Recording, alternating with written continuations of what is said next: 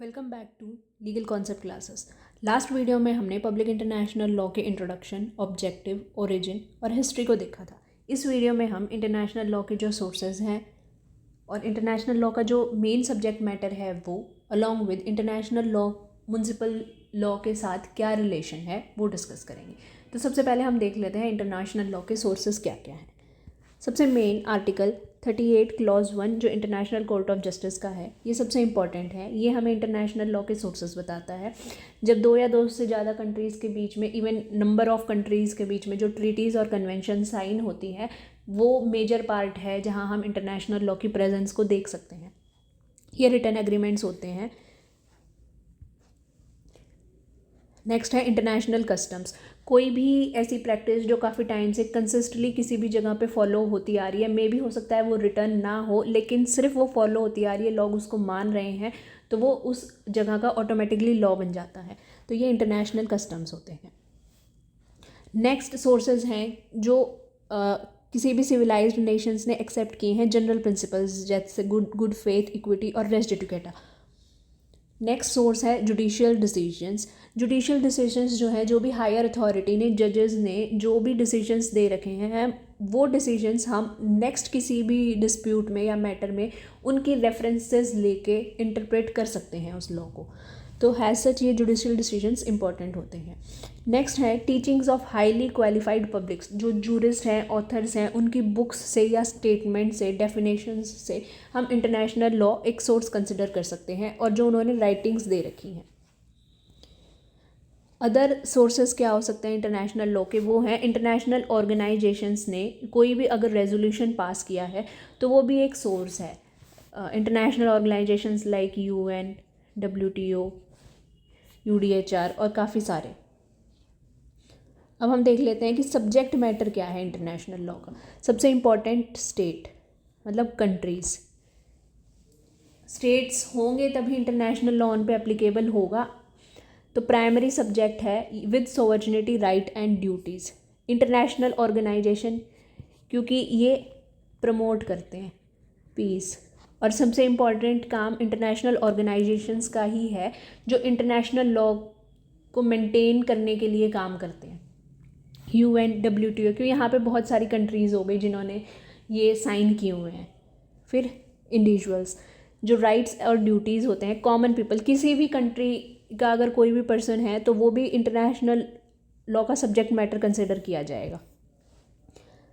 अब हम देख लेते हैं कि इंटरनेशनल लॉ और म्युनिसिपल लॉ के लिए जो थियोरीज दे रखी हैं। अब म्युनिसिपल लॉ क्या है? ये डोमेस्टिक लॉ होता है, मतलब किसी भी स्पेसिफिक कंट्री का law of a specific country.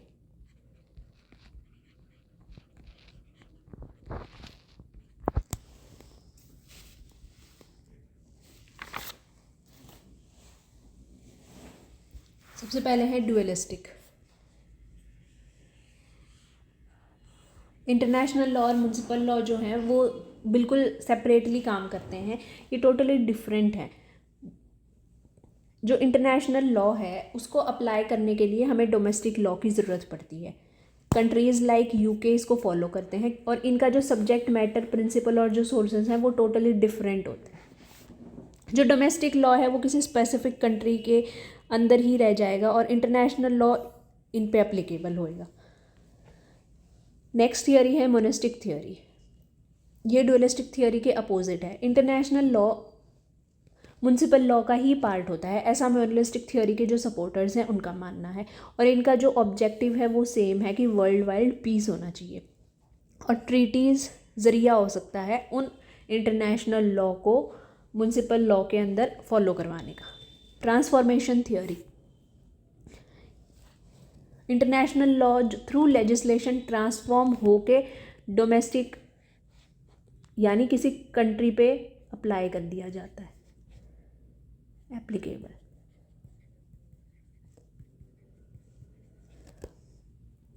India follow करता है। डेलीगेशन थियोरी, अब डायरेक्टली कोई भी इंटरनेशनल लॉ ट्रांसफॉर्म नहीं होएगा, उसके लिए हमें कोई ट्रीटी या कन्वेंशन चाहिए होगी। तो लेजिस्लेचर एक ऐसी फाइनल बॉडी हो सकती है या होती है जो इंटरनेशनल लॉ को फॉर्मुलेट करेगी म्युनिसिपल लॉ के अंदर, मतलब उस कंट्री या उस डोमेस्टिक एरिया के अंदर वो इंटरनेशनल लॉ फॉलो करवाने के लिए हमें कोई ट्रीटी या कन्वेंशन की नीड होगी। नेक्स्ट थियोरी है स्पेसिफिक अडॉप्शन थियोरी। अब इसके नाम से ही आप देख सकते हैं कि स्पेसिफिक अडॉप्शन मतलब कोई पर्टिकुलर चीज़ को अडॉप्ट किया गया है इस थियोरी को अप्लाई करने के लिए। इंटरनेशनल लॉ डायरेक्टली एनफोर्स नहीं किया जा सकता कहीं पे भी, तो it focuses on specific rules rather than general incorporation. अब हमें एक केस देखना है, इसमें ये कहा jolly George bank of Cochin 1980 का केस है। इसमें ये कहा गया था कि एग्रीमेंट जो है वो ऑटोमेटिकली नहीं होते म्युनिसिपल लॉ का, इसमें कोई पॉजिटिव कमिटमेंट होती है स्टेट की, मतलब ट्रीटीज़